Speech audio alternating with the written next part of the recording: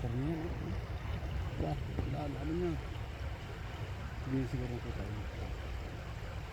Kita ko doon sa mga hindi nakita ko mga balita. Sabi niya, bahala na yung tao basta ako nagutom. Hindi napansin. Yun o. Wala yung tao.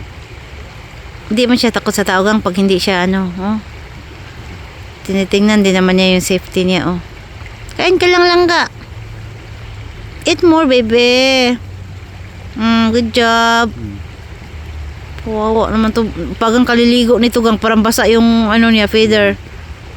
Kinsa kay nagdala sa fish diha? Yung vlog natin niya yung mga idol. Yung agila. Kumain ng isda. Bali yung lahi niya dito sa akin mga idol ay nasa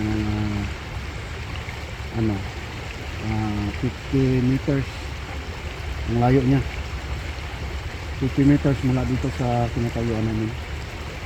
Malapit lang talaga siya, pero anong 50? yung layo Di nakabot 50 meters Pila raman ng meter? Oo.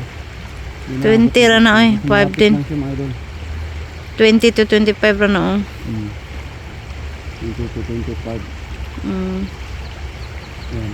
So, hindi na kami humakbang ng malapit kasi baka lilipad na siya. Tulad ng paglabas namin dito kanina, di ba? Bumulaga. Diyos, ang cute ng mukha niya, gang. Nakita ko yung mukha niya, gang. Ang cute ng baby na. And sis, thank you for Kasi mga idol lang, para kita niyo talaga yung mukha. thank you for facing to us, baby. Ang cute ng mukha niya. Mukha siyang bear. Gang, mukhang bear.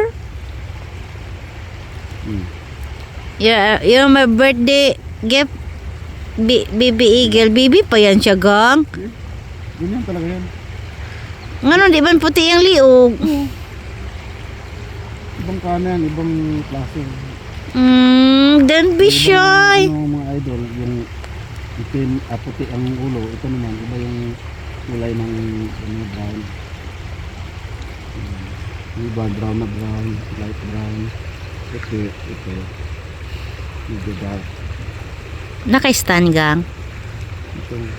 Oh. Yan yung vlog natin mga idol. Yan. Alright mga idol. Bali mag-part 2 na lang tayo mga idol sa ating mukbang mga idol ha. Ito muna focus natin mga idol kasi sayang Siya, nagmukbang siya. Nagmukbang siya mga idol. Yung title natin dito ay Alam niyo na. Agila nagmukbang sa kilid ng Gus, kaluoy. kilid ng You want us to chop that one, bebe? Chop natin yan, bebe. basta wala lang lumapit dyan sa kanya. Ibusin niya yan mga idol.